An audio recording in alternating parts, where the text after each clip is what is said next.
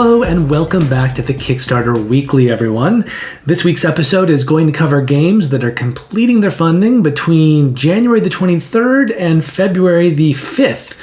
We're already fairly far along that timeline because there haven't been that many crowdfunding games in the early part of the year. So these videos have extended into 2-week videos, sometimes even longer, when normally they are once-a-week videos. But all that is ending right now because things are starting to ramp up again. We're starting to get campaigns coming out regularly again. So this week I'm filming on a Tuesday. There was actually a delay in filming today because they decided to do a lot of tree cutting right outside my townhouse, so I couldn't film for a big chunk of time today. But I'm filming now. I'm hoping to get this edited and posted this evening, Tuesday. The 3 games that I'm profiling today won't be funding until later in the week, and then I'm planning on doing another video very soon, by the end of the week, and having that up over the weekend, and that will cover the games that are funding next week. And from now, moving forward, these videos should be coming out every weekend for the week following. Now, as always, I tab or bookmark my videos, so if there is a particular section that you're interested in or a particular game, you can just mouse over the bar, the names, the titles will come up, you can go right to the content that you're looking for. Also, as I'm talking about the various games that I'm featuring, the games that are currently running, that are on crowdfunding right now, if there's something that interests you, you can go down into the description of the video. Those games will be listed, and following the name will be a link that you can click on that will take you right to the campaign. Now, all 3 games today are on Kickstarter, but in the future, whether they're on Kickstarter, GameFound, or BackerKit, that link will take you right to the game. So that way, if you hear something that sounds like something you might be interested in, you can go right to the campaign, take a look at it there, decide if it's for you, and back it if you decide to do that. Now, at the end of this video, I'll have a brief little section where I'll talk about how some things behind the scenes are progressing and kind of what's coming down the line. There are a few new surprises, a few new developments, and things are beginning to progress more quickly than before. I'll talk about that at the end. One of those things that's going to be happening, though, is Paul Grogan from Gaming Rules, who's someone that I like a lot. I like his channel a lot. He's one of the probably reasons I've been inspired to do this. He has never played Wingspan, and he and I were messaging back and forth, and in a future live stream, I'm actually going to be teaching him how to play Wingspan, and we're going to be playing together. Now, he has a busy plate right now, so that video may be a few weeks, a few months even off, which is fine, but it's coming. It's going to be very cool. I'm very excited to be involved with that and to play Wingspan with Paul. Some of the future changes and growth that's going to be happening in the next few months in the coming year includes me producing teach and review videos again, but on a higher production scale, and live streaming some games and launching a Patreon. For right now, though, the best way to continue to support this channel is simply to like and subscribe. So stay tuned until the end of the video if you want a little more information on all of that, but for right now, let's get started on the 3 campaigns that are currently running that I want to showcase to you in this video.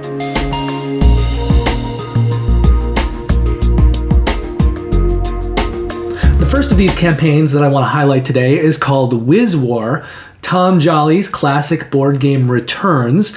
This one's going to complete its funding on Thursday, February the 2nd. Now, they had a very small minimum funding goal of $1,000. They're currently at $66,000, which gives them the highest multiplier of this video. It's a 66 times multiplier. This is a game that plays 2 to 4 players in about 30 to 60 minutes. Complexity on the game is medium light, and the risk associated with this campaign is medium low.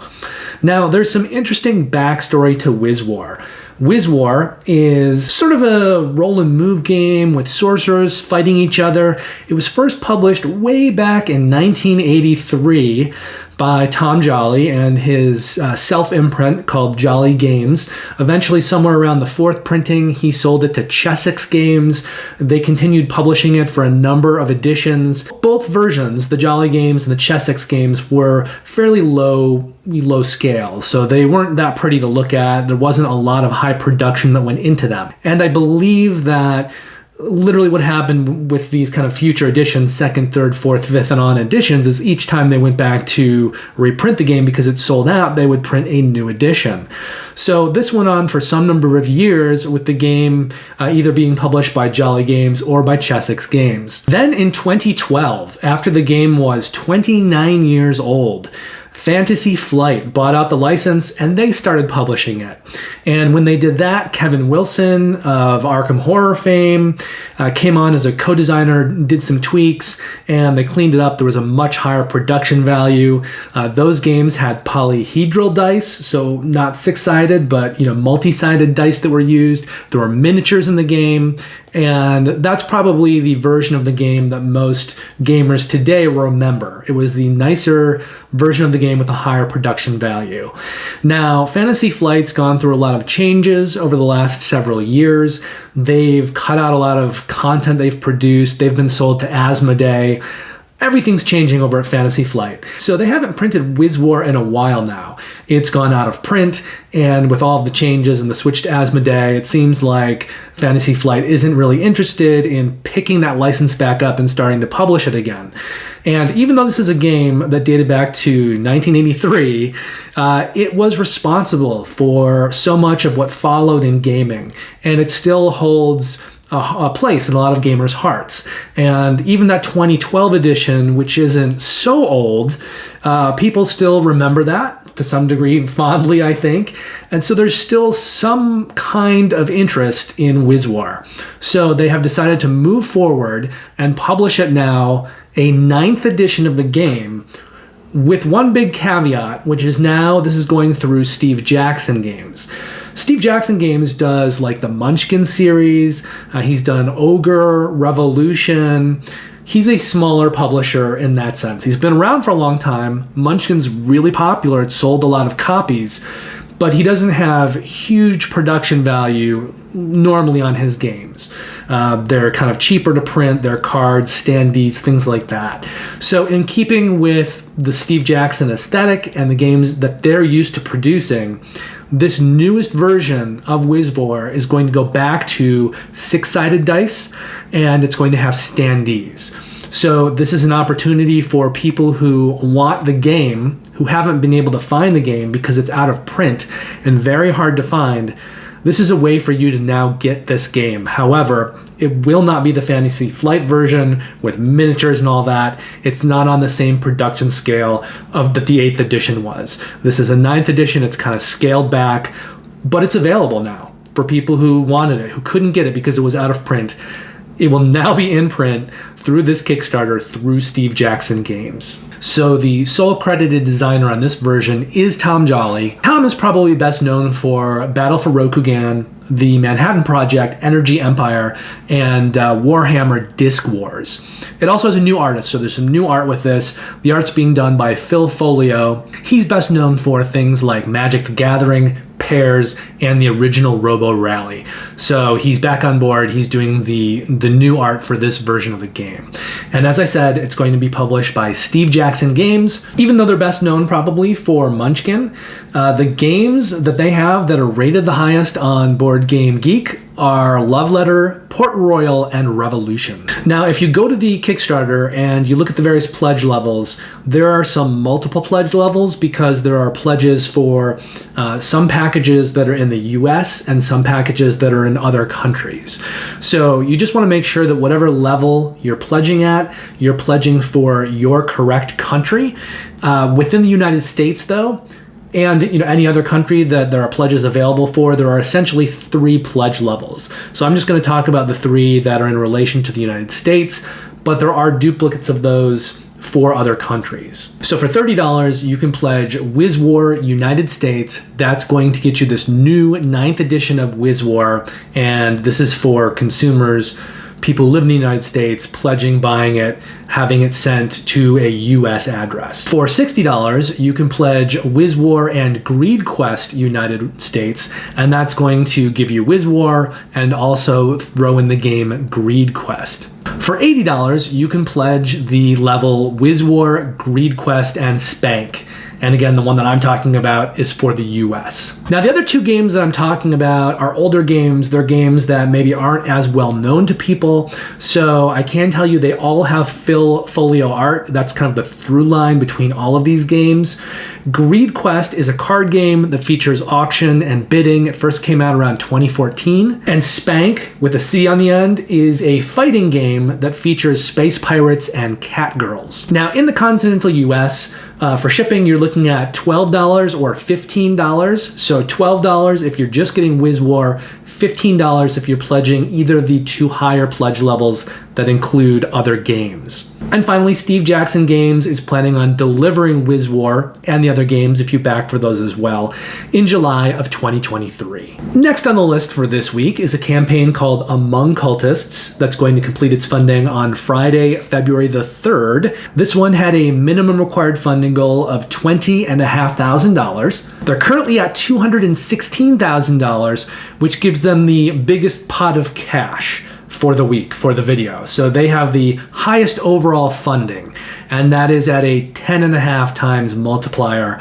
from their minimum required funding goal. Now, this is a game for 4 to 8 players, so it has a high minimum player count, plays in about 45 to 90 minutes. Complexity on the game is light, and we're going to set the risk associated with this campaign at medium-high. Now, this is a game with deduction and hidden roles behind it, much like Werewolf or The Resistance, Avalon, those kinds of games, but it's being done by a production team and a publisher, that's Godot Games, who previously did the Human Punishment series.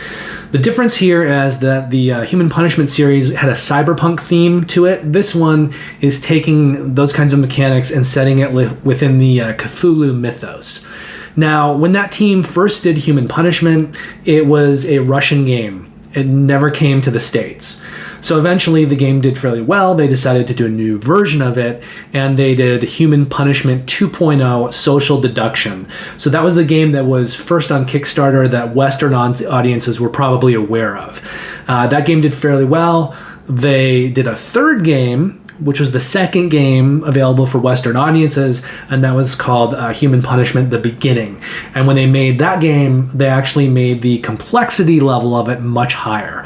But this has a lower complexity level, more in line with Human Punishment 2.0, and it's got a Cthulhu mythos theme instead of cyberpunk. But if you're aware of that Human Punishment series, it's much of the same people behind this game. Starting with Stefan Godot, who designed both Human Punishment: The Beginning and Human Punishment Social Deduction 2.0. And we've got a slate of 5 different artists behind Among Cultists. The first is Jose David Lanza Cebrian. He's best known for Champions of Midgard, Hellboy the Board Game, and Rum and Bones Second Tide. Stephen Gibson, who worked on Air, Land, and Sea, Folklore the Affliction, and Good Critters. Jared Owen, who worked on AV Ghost, Paranormal Investigation, and Monstrous. Andreas Schroth, who worked on Encounters, Shadowrun, and Vikings the Board Game. And finally, Karsten Schulman, who's the art carryover from Human Punishment: The Beginning and Human Punishment Social Deduction 2.0. Finally, the publisher here is Godot Games. It's the same publisher who did Human Punishment: The Beginning and Human Punishment Social Deduction 2.0. The pledge levels are fairly simple for this campaign. For $55, you can pledge the Investigator Pledge. That's what's going to get you the core game and any stretch goals. For $102, you can pledge the Great All-in-One. That's going to add in 2 expansions and then customize it so that you can actually get the player boards of the game based on your friends. So your friends' faces will be on the player boards in the game. It will be customized. Depending on which level you're pledging at, shipping in the continental US is estimated at either $11 or $13. And Godot Games is planning on delivering Among Cultists in September of 2023. The third and final campaign of the week is for a game called Once Upon a Line, sort of like Once Upon a Time, but a little bit of play on words, Once Upon a Line, because you're going to be scratching off lines of words in this game, almost like a crossword puzzle that's completely covered. And so you're going to be taking a tool and scratching off letters as you play the game. That's the main mechanic.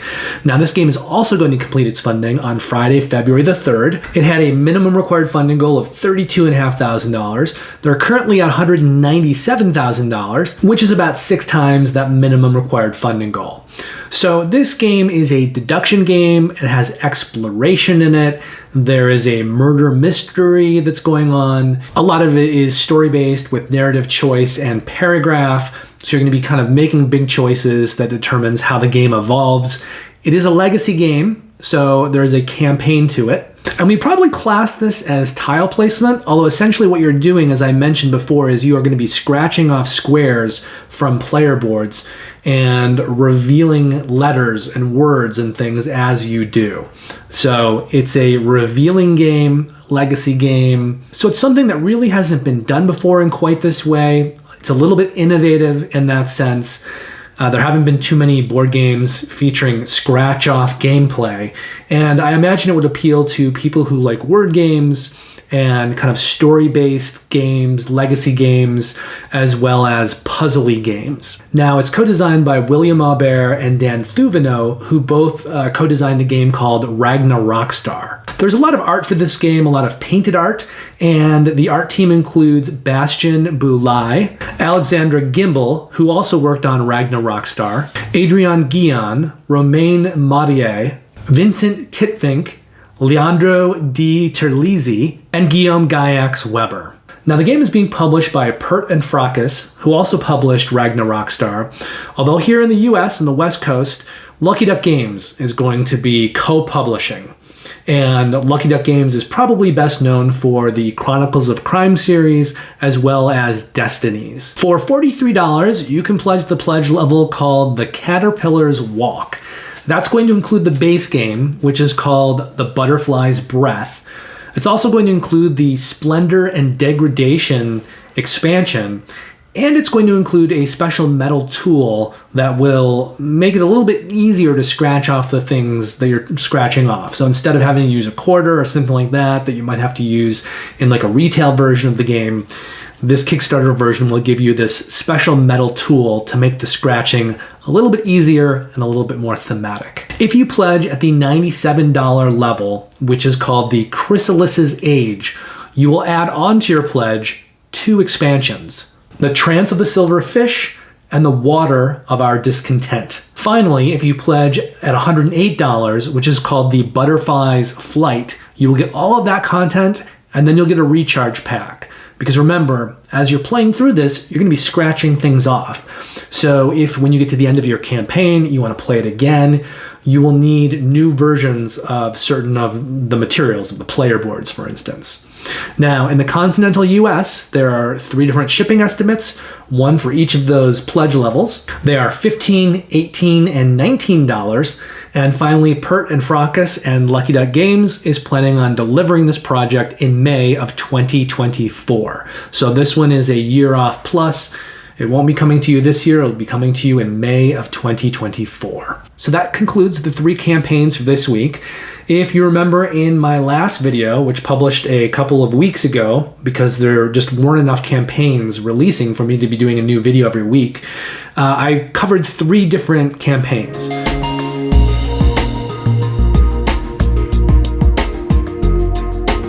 One was Green Energy, which was from Queen Games. It featured 2 games, Powerline and Future Energy.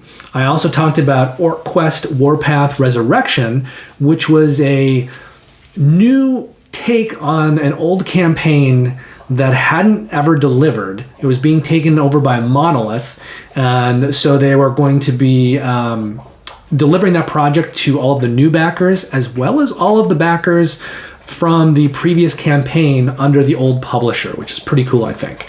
The 3rd campaign, this is the only one that I personally backed, was for Circadians First Light and Circadians Chaos Order, 2 new expansions, one for each of those games. So that is what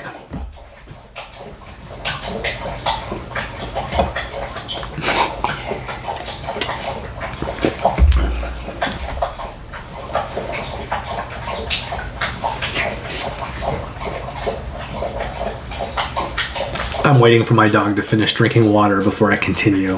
He's been drinking for a really long time. I'm just kind of waiting. I had to cut around it.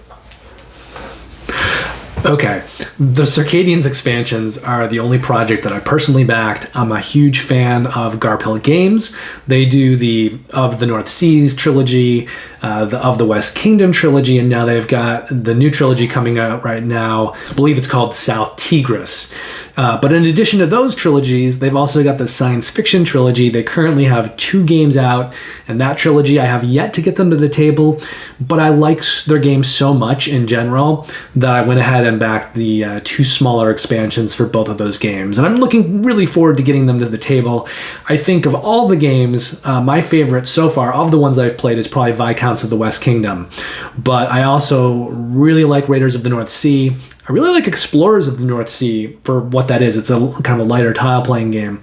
And I'm really excited to get the new game that just delivered to the table.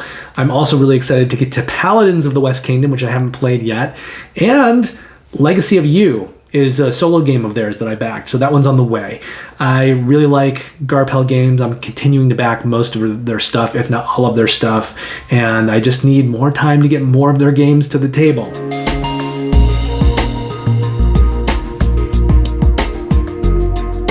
Now, I've got 6 new acquisitions into my collection since the last video. One of these is something that I've been waiting for over a year, and that is Bonfire, Trees, and Creatures. I got Bonfire when it came out a couple of years ago now, and that has very quickly become one of my favorite, if not my favorite, Stefan Feld game. It's so good. It's such a good game. It's kind of fantasy themed, and there's a whole collection of mechanics in it. But essentially, you've got this little ship. You're going around to various islands. You're getting these little tiles off the islands, and you are building various things in the forest to appease these fairies, essentially. And it's an amazing collection of mechanics, the way it works together with this kind of circle of fairies in the forest, this council of fairies, and I love the gameplay of that game. It's so good. So I was super excited when the expansion was announced for Bonfire, because yes, I want more Bonfire. But the publishing of that expansion went on, and it didn't come out in the US for over a year when it was supposed to. So I had a cart at a retailer, at an online retailer, where it was just sitting there. It got delayed. Several other games that I purchased along with it got delayed. But finally, at the start of this year, that game finally published for Western audiences, and it was sent to me, and so that is now here. And I need to find some time to play Bonfire with this newest expansion, which I'm very excited for. I also got 11 Football Manager board game. This is from Portal Games. I like a lot of Portal stuff. They do like Imperial Settlers and Robinson Crusoe. They did a game that I really like called Pret-a-Porter, which has you traveling around the world and making dresses and putting on fashion shows.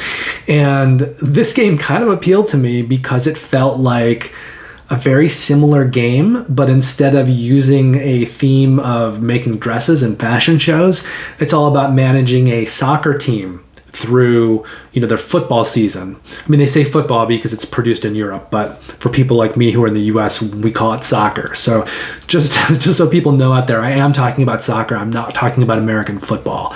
But to the rest of the world, it's football, so it's called 11 Football Manager board game.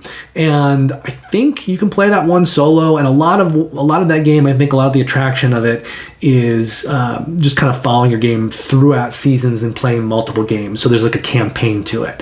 And I went all in on that. There's a lot of stuff, a lot of different boxes. I actually have it right over next to me here.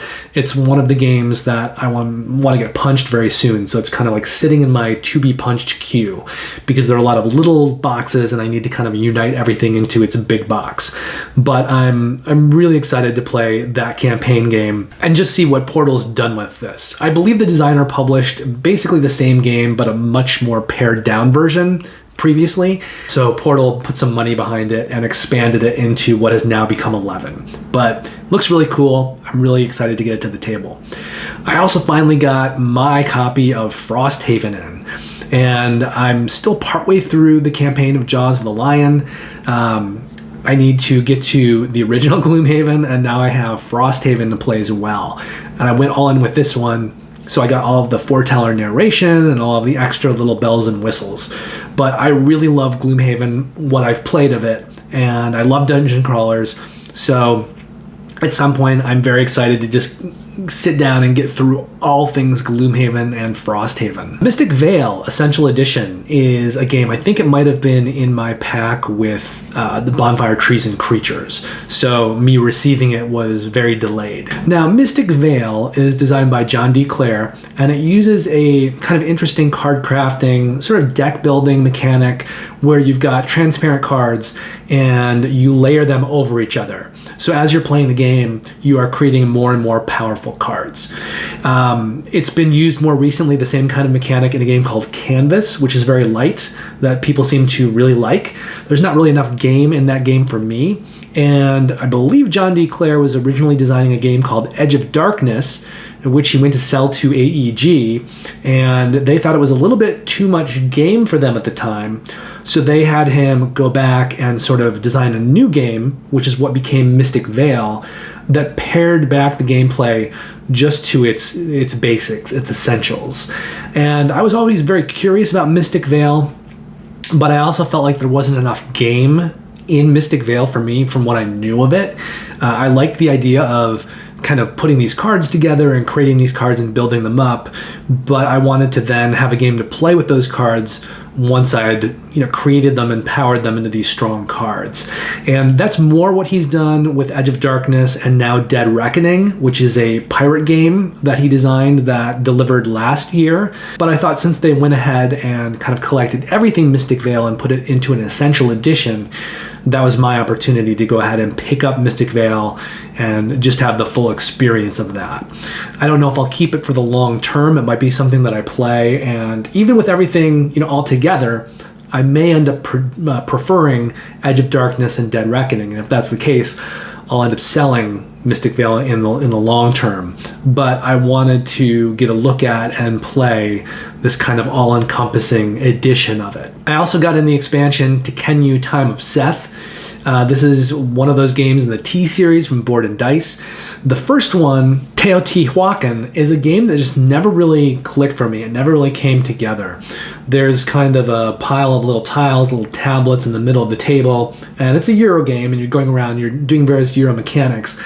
But I just never really loved Teotihuacan, and that's the game that has probably done the best. That's the most successful. They later produced a game called Tawantinsuyu, which I also own, and I like Tawantinsuyu. That has to do with an Incan temple in the middle of the game, and there's a bit of a sort of a Mancala mechanic in some ways in terms of how you initiate your player actions. And I like Tawantinsuyu better than Teotihuacan. But of these games, Tekhenu is still my favorite. I like the way the various mechanisms kind of play off each other the most in Tekhenu. So this is a game that, for me, I think is a keeper, and I wanted to add in the expansion. And I believe that this expansion may have been delayed and sitting in that cart through an online retailer to be delivered with the Bonfire expansion. So both of those things are in now, and hopefully I'll have an opportunity at some point in the future to play Tekhenu with this expansion. The final acquisition of the period was a sort of time release exclusive from Chip Theory Games. It's for a new gear lock for Too Many Bones called Riffle, and I happened to be at the right place in the right time and was able to get my order in for Riffle. Too Many Bones is something I'm really looking forward to streaming eventually later in the year once I get streaming up and running. I've been talking a lot about how I'm going to have a Twitch channel that I'm working on, and that's still going to happen one way or another, although I may end up deciding to do it more through Facebook Live or YouTube Live. But at some point in the next coming months, there will be live streaming of games, and Too Many Bones is something that I would love to do a deep dive into and stream quite a bit over a period of time. I think it's a really good contender for me because it's something that I can play solo. So it's one of these games that I don't necessarily have to have other people with me to stream. I can stream whenever I want and just kind of make it through all the content on my own if I want to and create a lot of content for that game. So it's probably something that will happen, and this is a new character that I can now include in those live streams, in those plays.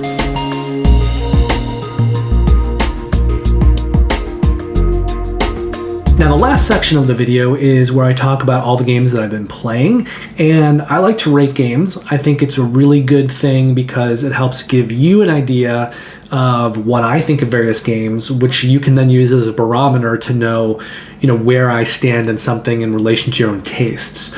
So you'll know if there's a certain genre of game that I really like, I'm probably going to like it. And if I don't like it, there's probably a really good reason for that.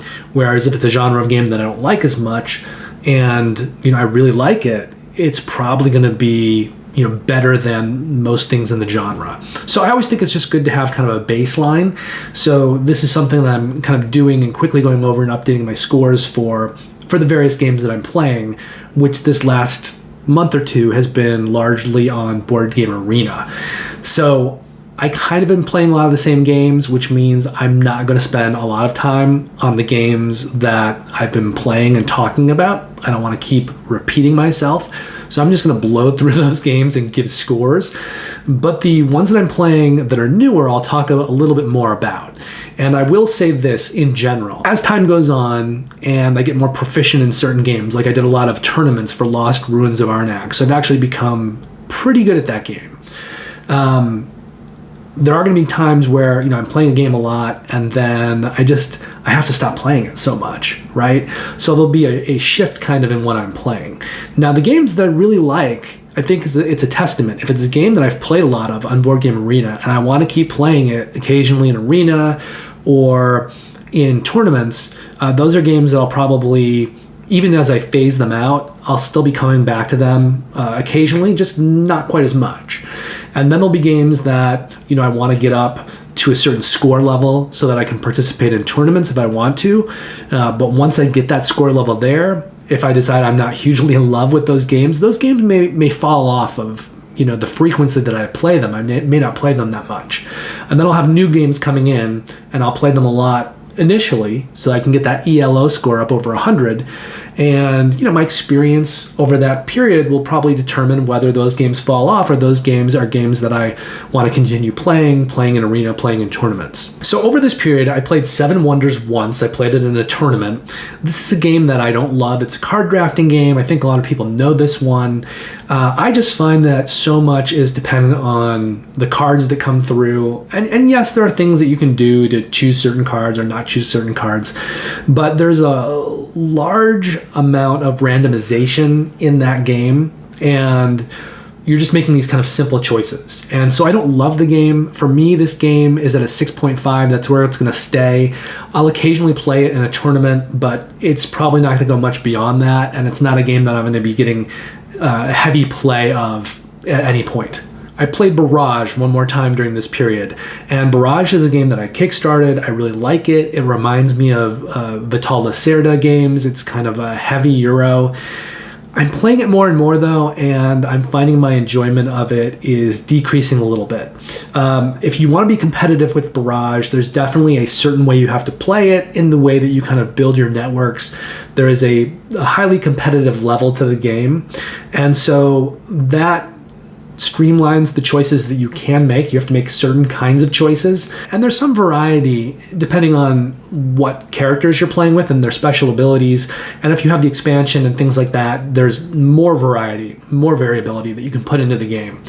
But I'm finding as I become more proficient in the game, I'm just not enjoying it as much as a lot of, like, let's say Vital Lacerda games, which for me are almost always good. Like, there's this level of what you can do in Vital Lacerda games and the way that you can adjust to what's happening around you that is really hard to pull off. That's part of the reason Vital Lacerda is one of my favorite designers. So Barrage reminds me of that in some ways, but I don't think it's as good. So I have been rating Barrage in the past at a 9.0. My score has actually slid down to an 8.5. It's a game that I plan on continuing to play. I may eventually play it more in arenas and tournaments. My ELO for that game is still under 100, even though I've played it a bunch. Games for Barrage can take quite a long time to play, so it's kind of hard to get through games. You can't play them at high frequency. To date, I think I may have between 10 and 15 plays of Barrage under my belt. Some of those are physical. I've played it a bunch of times physically. So I think because of the time that it takes Barrage and all these other things, the fact that I'm enjoying it less, it's a game that I'll continue to play in arenas and in tournaments, but once that ELO gets over 100, I may not be playing it as frequently anymore, and I'm not sure where my score will go. As I continue to play it somewhat infrequently, I may find things I like about it, strategies I like about it, and my enjoyment may go back up, or it's possible that my score may go back down. But for now, it's gone down to an 8.5 from my previous rating of a 9.0. I still really like it. I'm just not loving it on the level of a 9. I've played Beyond the Sun a couple of times this period. This is a game that has you building tech trees. So you're kind of building out these skill sets, these tech trees, and as you build various trees, you're able to build higher level powers, and then you're using what is essentially worker placement to use those abilities to build the trees more, but also to play this other mini game of space combat where you're exploring the galaxy, you're colonizing planets. There's various goals that you can be scoring for colonizing planets and revealing certain abilities on the tech tree, and it's a really good combination of mechanics. It's something that I really like. I'm not loving it. I'm not loving it like on the level of a 9. So for me, it's at a solid 8.0.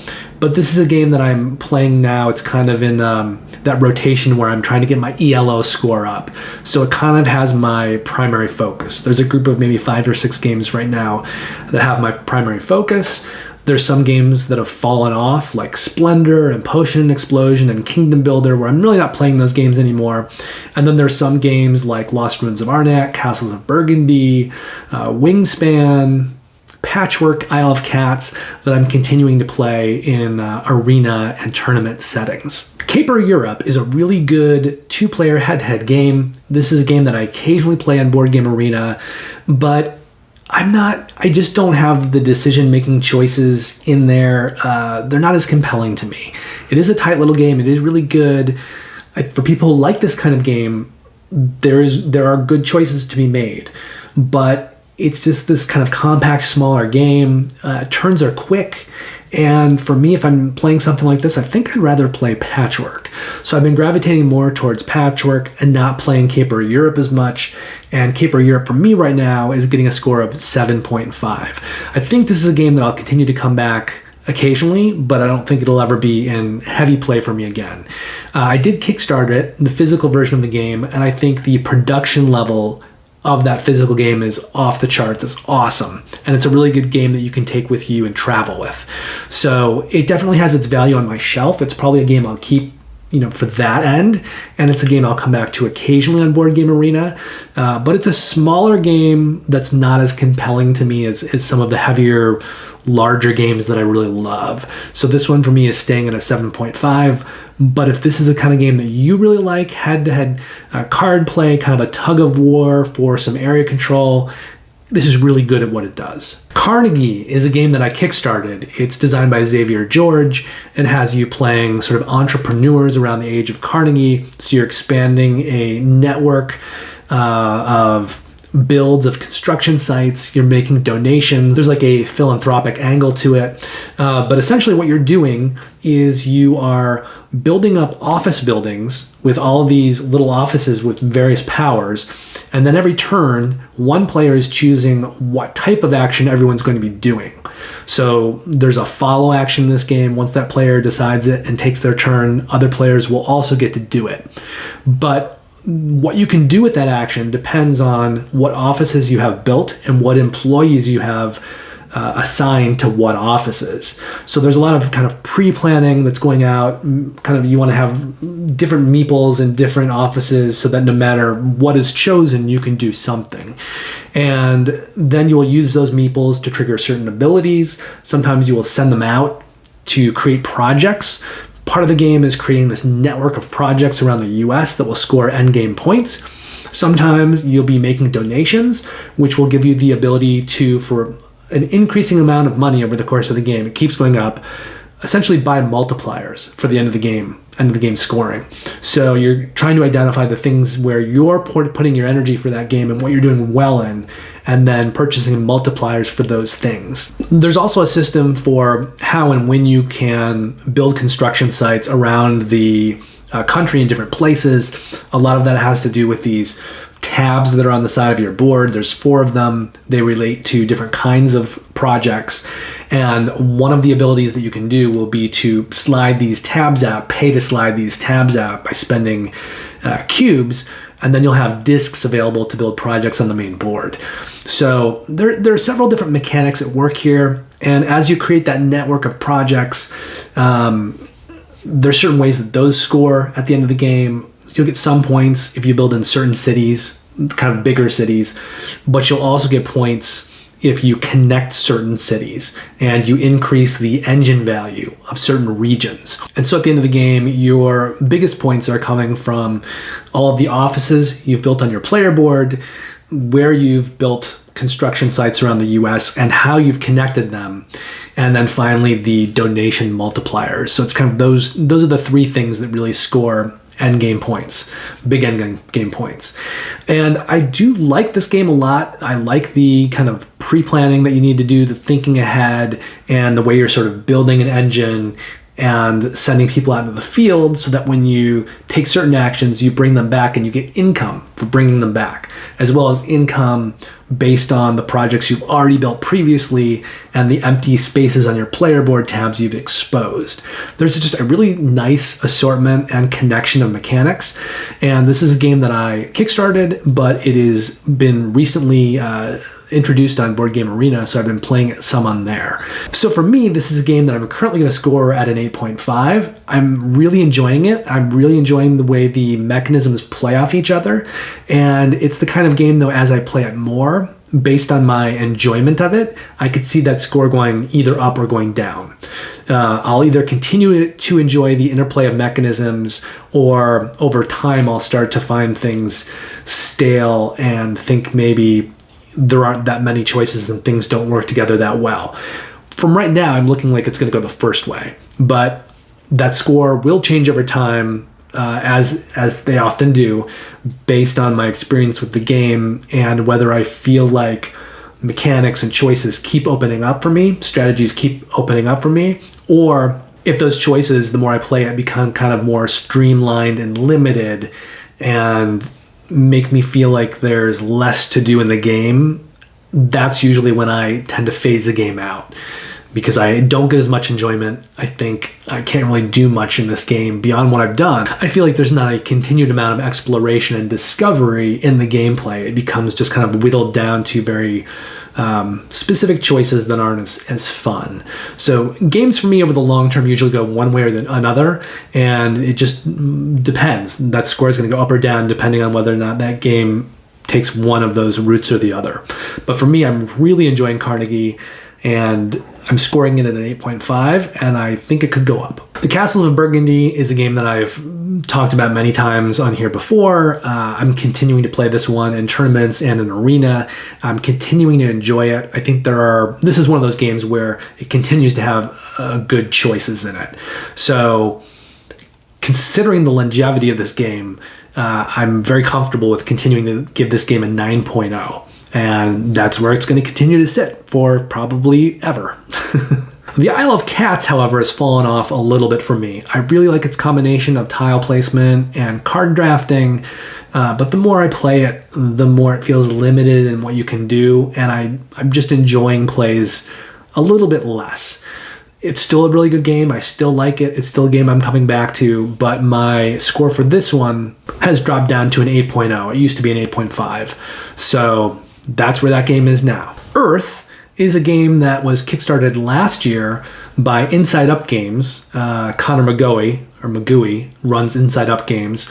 I'm very aware of them. I've never backed one of their games. And Earth was sort of a resource management game, tableau builder.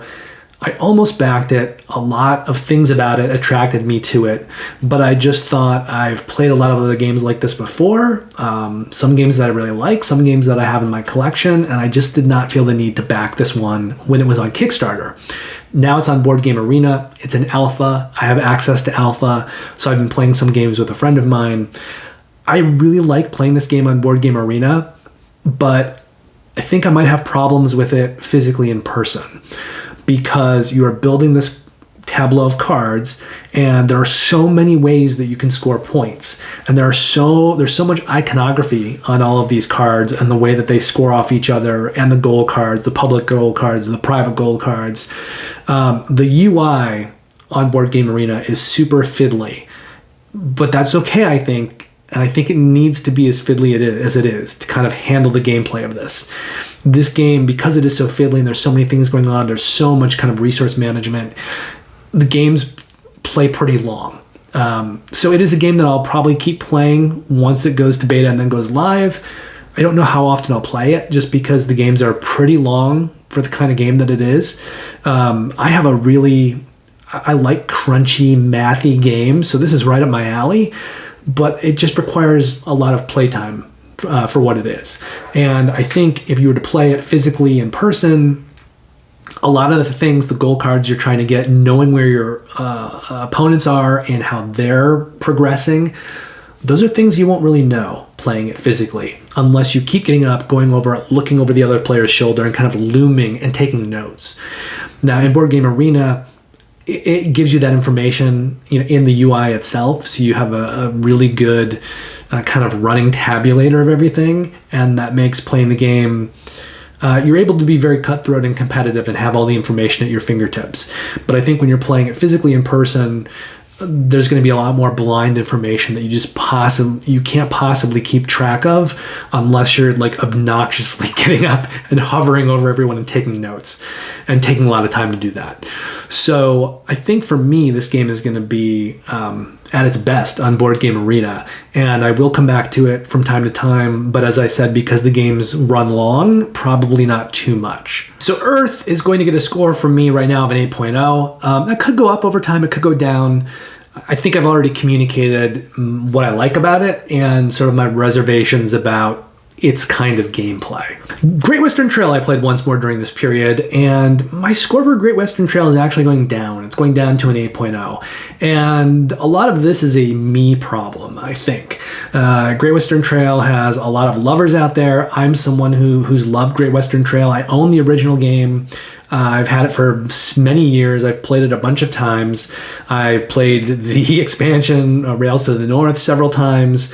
I've been on the fence as to whether or not to get the new edition, but I've been playing the new and old edition on Boardgame Arena. But I find with Great Western Trail, I'm also very excited about the new game, Argentina. But I find with Great Western Trail that the more I play it, the more I have trouble doing well at it, and I can't quite figure out why, and the less I enjoy it. I know when people start to play Great Western Trail, the easy strategy that everyone always takes early on is to get a lot of cowboys as your employees and to get a lot of cow cards, and you can win easily that way. I've seen people do all kinds of things. I've seen people win playing buildings.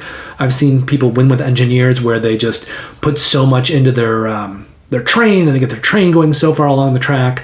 I just know that whenever I play this game, whatever strategy I try to take, I always end up doing poorly and watching whoever else is playing around me just kick my butt.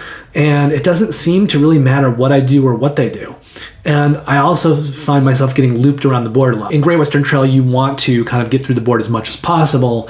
And the more you do, the more you get to put these markers out and score points. So it's really all about managing the efficiency with which you can get around the board and how you can get around the board.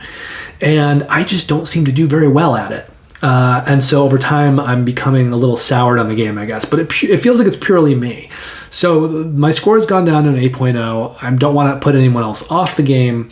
I just know that, when I'm playing on Board Game Arena, everyone just keeps throwing these buildings in front of me that I can't go past because there'll be a wall of hazards on the side.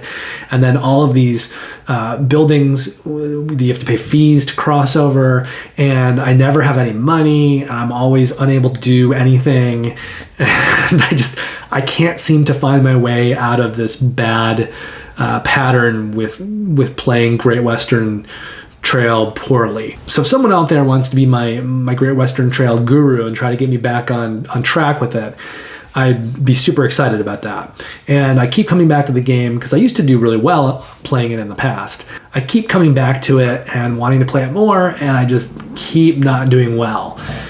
I don't know. I think sometimes with certain skill sets, you go through periods where you have to get worse to get better, and maybe that's where I am now, but the getting worse seems to not be ending, and it seems to be continually sliding worse and worse. So I don't think I'm ever going to give up on Great Western Trail completely, but my plays of it are becoming less frequent, and I'm enjoying it less. I continue enjoying playing the Isle of Cats on Board Game Arena more than Great Western Trail, but I am getting a little bit tired of Isle of Cats as well. So my score for this one is slid down to an 8.0. It's a really good combination in general of tile placement and card drafting, but the more I play it, the more I feel like I'm doing the same things. There aren't that many opportunities. The gameplay itself, strategy-wise, is becoming kind of repetitive to me. I find the game very enjoyable for what it is, so that's definitely carrying me through. But the choices are just... There's not strategy that's opening up the deeper that I get into gameplay. So it's becoming a little bit repetitive and predictable to me, and I'm just enjoying it a little bit less. And it's a game that I probably will continue to play on Arena and Tournament from time to time, but will eventually get phased out to just that. So for now, Isle of Cats is down to an 8.0 from an 8.5. Keyflower is a game that I've played a few times physically in the past. I really like it. I talk about it being a game on the level with like a Wingspan or a Lost Ruins of Arnak, where the mechanics can be explained fairly easily, and yet the decisions in it are complex enough and meaty enough that heavier gamers can stay engaged. So this is another example of a game that is a medium weight game that I think everyone can kind of enjoy together. Now, what's keeping me maybe from loving Keyflower more, because I'm starting to play it now on Board Game Arena, I'm trying to get that ELO score up so that I can play it in tournaments and in Arena. As I'm playing just kind of simple games with it, with other players, I mean, first of all, it may not benefit that well from the whole bidding element. So in Keyflower, you're essentially bidding on tiles, and then at the end of every season, there's 4 of them, you're going to put your tiles into a village and kind of design this village. You can activate tiles in the village, you can upgrade tiles in the village, you can even activate tiles as you're bidding on them. However, that can be unwise, because if you're using meeples to do that, you don't have meeples to bid with as much. And if it's a tile that you win the bid on, then you'll actually get the meeples on that tile, and you'll be able to use those meeples in future rounds. However, if you start activating tiles that other players win, they will win those meeples. So you could be in a situation late in a game where you're kind of running out of meeples to play. It can be a runaway leader game where if someone does really well and they win a lot of tiles early on, they get a better engine going. And if they're bidding on the tiles they're winning, they're also getting a lot more meeples. So there's a lot that I like about all of that, but there is a runaway leader problem. And then specifically my problem with it on Board Game Arena, I think, is the bidding side of it, where you're just putting out 1 meeple on a tile and then your turn's over. And then you kind of have to wait. And in some games, you play with 4 players, it can take a long time for it to come back to you. So I think it's just the nature of playing that game by turn over time on Board Game Arena with players who aren't playing it that quickly. That might be what's making it less fun for me. I try not to usually play games on Board Game Arena in real time because I don't often have the time to just sit down and play something all the way through. So I'll play most of my games by turn. But what can happen is, even though I want to do it by turn and I want to be taking my moves when I can play them, I'm working a lot on my computer. I'm doing things. So I can keep playing turns over the course of the day. I can come back and play lots of turns over the course of the day. I just don't want to be stuck in front of my computer having to sit there and not do anything else. But sometimes when I'm playing these games, if other players aren't making turns, if they're only doing a turn once every day or two, the games just drag on so long that they become not fun for me. So what I want are turn-based games that other players are playing with a fairly high frequency, where we're making 6, 8, 10 moves a day, not one move every 2 days. And I have all of my, looking for opponents geared towards that, but it doesn't always work out that way. And especially if you're playing a game like, let's say, Caper Europe, where people are taking a really long time to take moves, that's a game you want to play fast. So there are some games that really don't work well with people who are taking long, slow turns. There are some high strategy games too, where, like Barrage, where if someone takes a really long time to take their move, or it happens with all of your opponents and it comes back to you, sometimes you can sit there and go, I don't even remember what I was trying to do. I don't remember my strategy at this point. I was playing a game of Wingspan.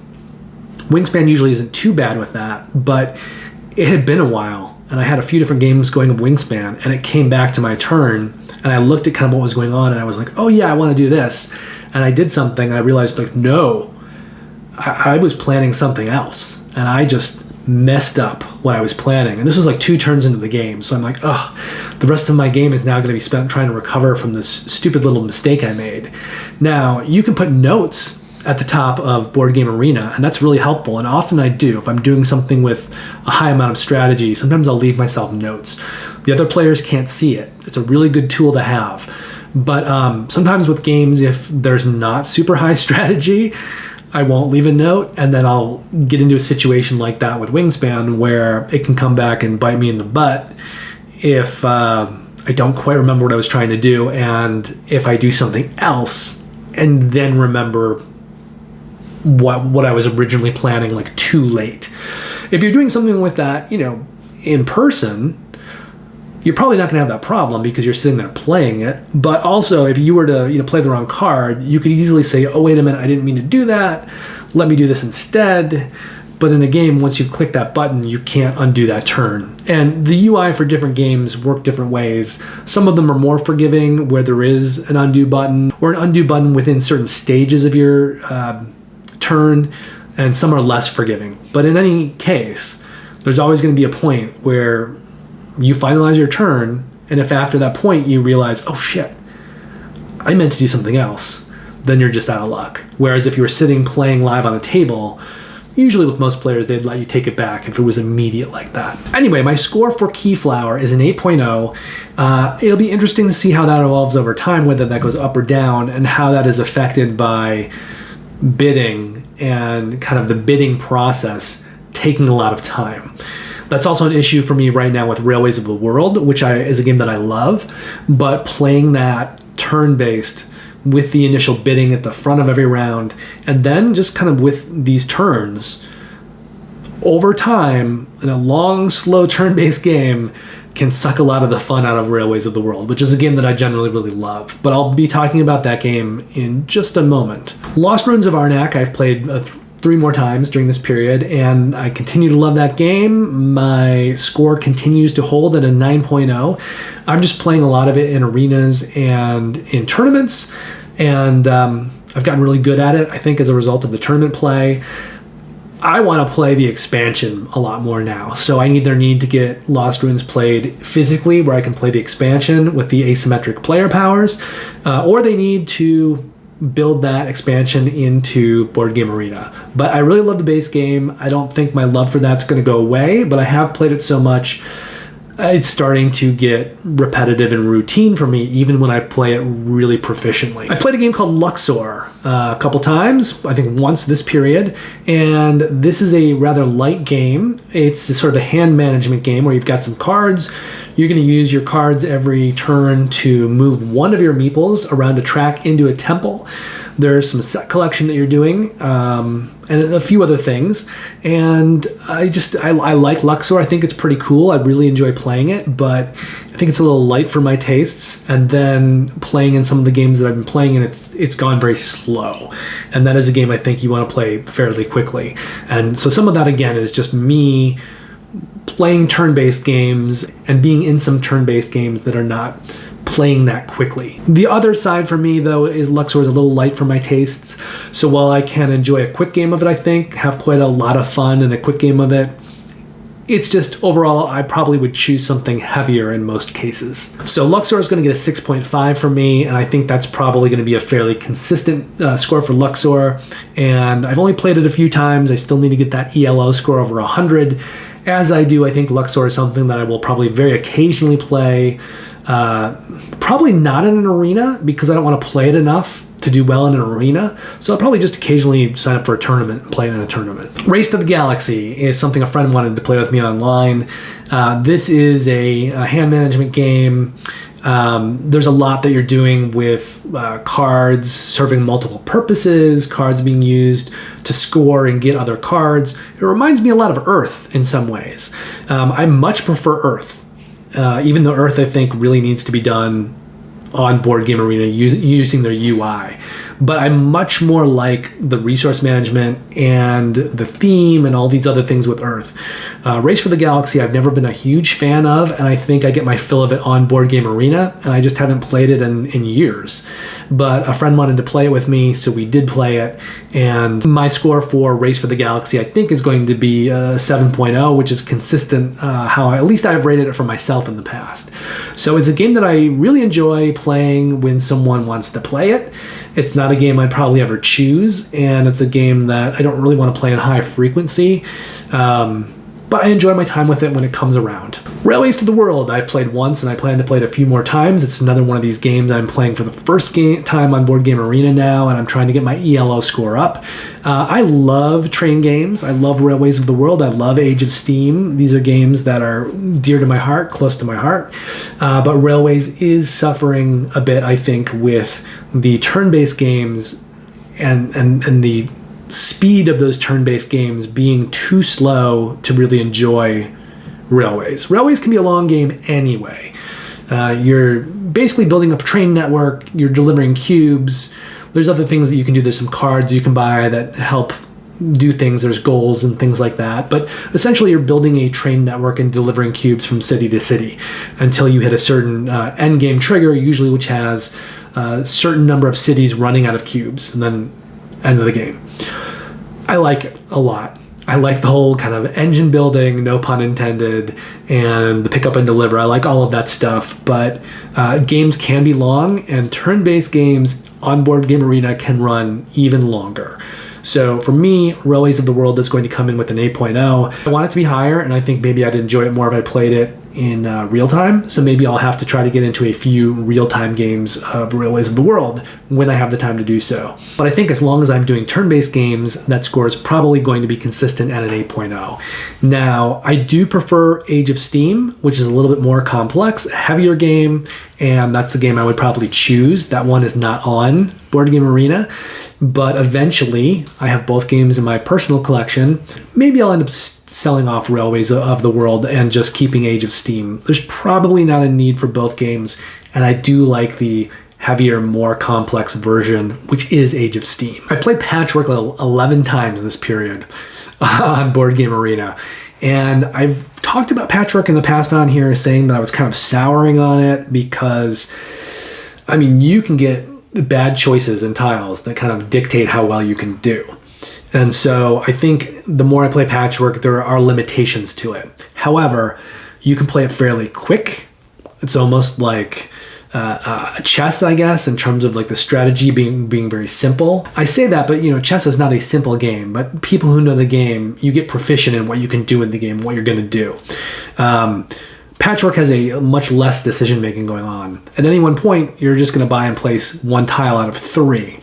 You can think several turns ahead in terms of what tiles your opponents are going to have access to, and you can do things to manipulate that. but the decision-making set for Patchwork is not that complex. And I tend to have a very mathy brain that works well with tile laying and visualization and things like that. So this is just a game that I play well and I play fairly easily. And it's a quick game anyway. So the reason I played Patchwork so many times is I've been playing in an arena and I continue to do well. And, I'll play something like Lost Ruins, win a couple, lose one. Some of these other games, Wingspan, Isle of Cats, it's harder for me to make progress. But I've been progressing pretty quickly at Patchwork. And so I'm now in the gold level of the arena. And I'm just seeing how far I can go at this point. As soon as I get to the point where I'm either not making progress or like I'm winning a game and losing a game, I'll probably just stop. But right now, I'm chasing the dragon with Patchwork, and as long as I continue to win more than I'm losing, I'm going to see how far I can get. I'm assuming I'm going to make it to the platinum level, but I think making it to the highest level, elite, which is after platinum, I think that might become sort of punishingly difficult to achieve. So I have a feeling I'm going to make it into the platinum level, play a few games in there, and then probably retire. And that'll be it. And at that point, I don't know if I'll play Patchwork that much in future arena seasons. I'll just kind of say, I did it once. I got as far as I could. I don't need to repeat that again. Other games are calling. But for right now, I'm chasing the Patchwork dragon, and I'm seeing how far I can progress in the arena. So it's been fun. It's been interesting. And games are fast and quick. So it's not hard to do. All of that said, though, my overall rating for Patchwork comes in at a 7.5. I think I'm actually enjoying it now a bit more just because of this tournament situation. But I'm not going to let that influence my overall score because I think as soon as I hit that level off period of arena growth, I think my enjoyment of it will go back to what it was, which is a 7.5. I've played Seasons a few more times. It's a wonderful card drafting game. You're kind of creating an engine. You're choosing cards that you play over several seasons, 3 seasons. So in the beginning, you draft cards, and then you allocate 3 cards of your 9 cards to each of 3 seasons. And then you use various resources to get those cards out and kind of build an engine between those cards. I really like Seasons. I think it's amazing. I also think it works really well online on Boardgame Arena. I don't think it's a game that I would ever buy. I don't see myself playing it in person, and I think it's just so well handled as an online game.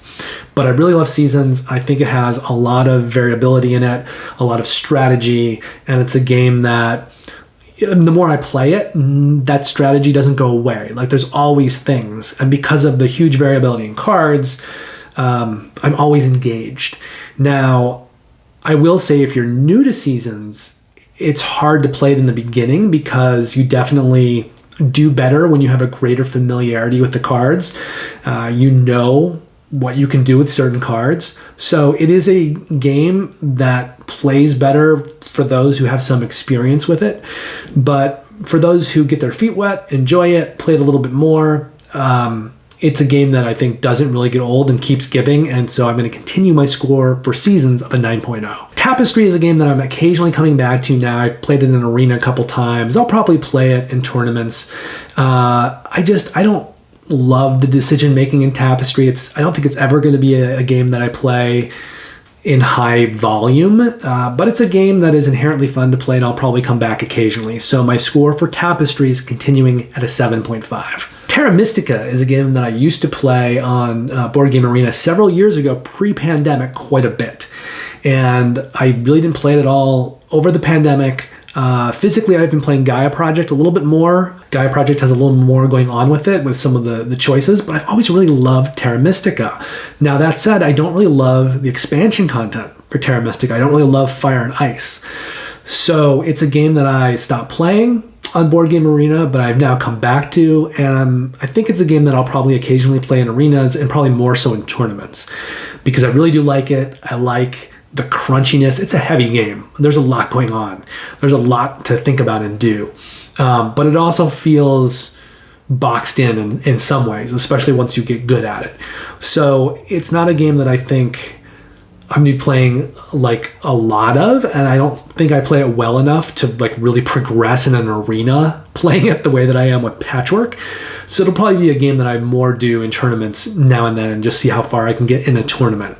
But I really like Terra Mystica. I really like Gaia Project. They're almost the same game. Gaia Project has a few more mechanics. It's a little bit more complex. I need to start playing Gaia Project. That's on Boardgame Arena as well. I have not started with that one.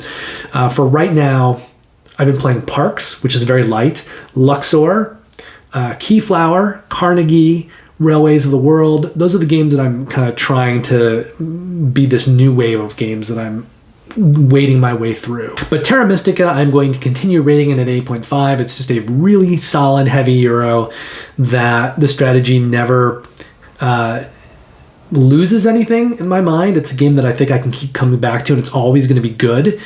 So 8.5 for Terra Mystica. I've also played Wingspan a few more times, 4 more times, and that one is not quite as high as Terra Mystica because there's a randomization element, a luck element in terms of the way the cards come out that often, at least for me, can work against me. And that just kind of hobbles my gameplay sometimes in some games. I really love Wingspan though. I love playing Wingspan a lot. So for me, that's a game I'll probably always can come back to and keep playing in tournaments and maybe in some arena seasons, see how well I can do. But the score for me is going to be a little bit lower. Wingspan is going to be an 8.0. And I believe that's actually come down. Previously I was rating Wingspan an 8.5, but I feel a little boxed in by some of the goal choices and some of what you can and can't do the more and more I play it. So my overall rating from Wingspan is coming down from an 8.5 to an 8.0. So that concludes all of the games I've been playing this period. I've been playing a lot of online games. Now, part of that has to do with the fact that my wife has been having some health issues. We've been dealing with that. And that's kind of taken priority over the channel here to some degree. I've had to spend a lot of time both helping her, taking care of a lot of cooking and cleaning and the dog and things like that, as well as sorting out health insurance. So in the last couple months, a lot of my focus has had to shift to that, and I've had less time for games, so I've been spending the time that I can game doing Boardgame Arena. That's going to start to change because we've now got a lot of her health stuff sorted out, and I should have a lot more time to put back into the channel, which means I'll be diddling around on Boardgame Arena a lot less.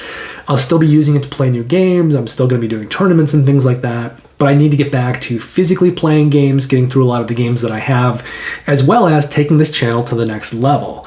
Now, I've talked about that in the past. I do have plans over the next few months of getting some better equipment in, starting my teach and review series again, with it looking better. I'm building a studio space upstairs where I'm going to be producing those videos. I'm also going to be doing live plays in the future that may be on Twitch, it may be on Facebook Live, it may be on YouTube Live. I'm still working all that out, but that is coming. And I will also be launching a Patreon, so at some point in the future, people want to help support this endeavor can do that. Now, in terms of where I see this going, this whole bigger thing of me doing board games, the people that I look to the most are people like Paul Grogan of Gaming Rules and Heavy Cardboard. I really like their live plays of heavy games. And I like Joel Eddy, who does drive-through reviews. I made a decision early on not to be the kind of content creator who does Kickstarter videos because I don't want to be spending so much time producing content for publishers that is essentially marketing material, that is advertising.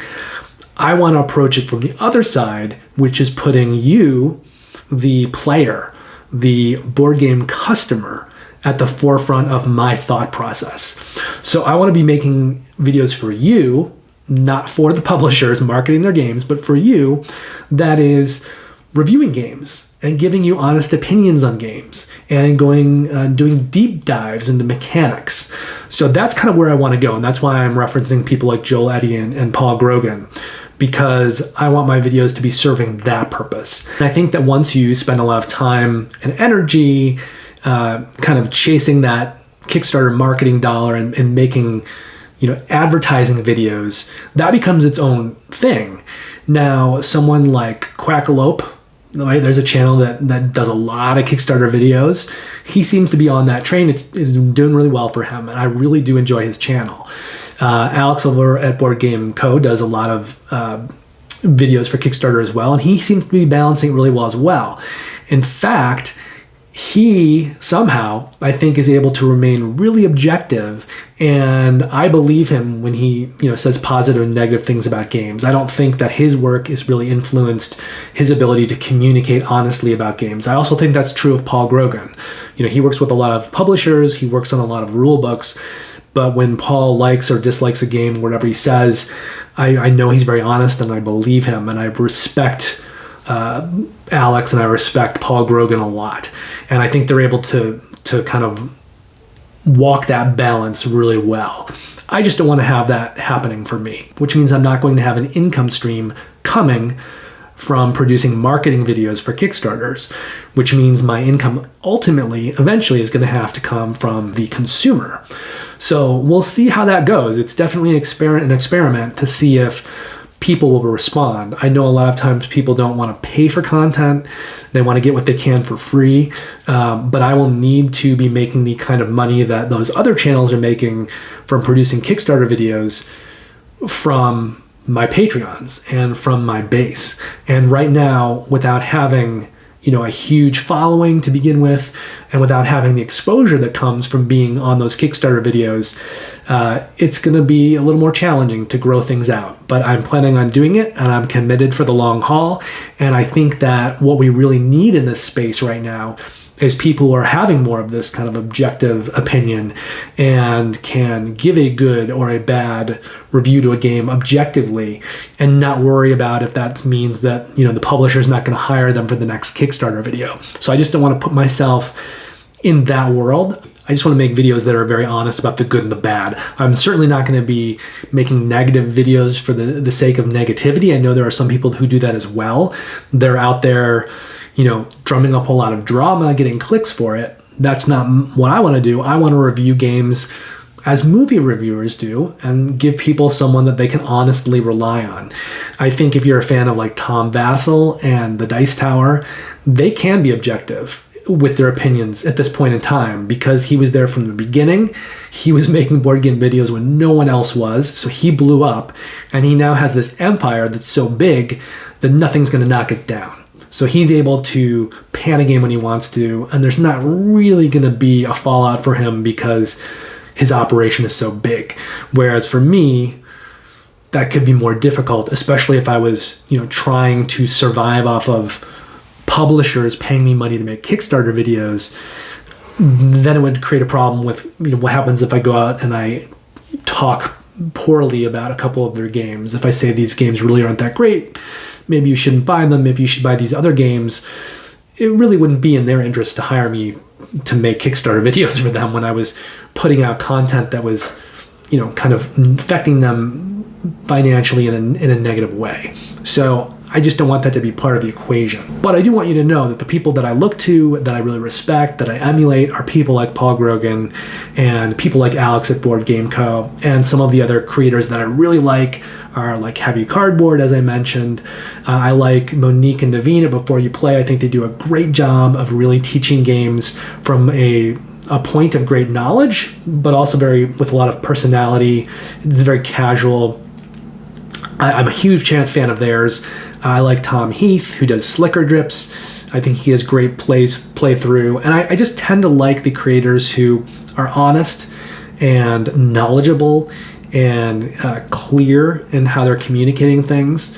So those are some of the creators that I like. I like Elaney Cardboard Rhino. I haven't been watching too much of John Gets games lately since his hair got really crazy, but he's someone that I used to watch a lot of videos of, and that should give you a sense of the channel, where it's going to go. And certainly I would like it to become some combination of like a gaming rules, a drive-through review, and a Heavy Cardboard in the future. Now I should have the next Kickstarter weekly video premiering in less than a week.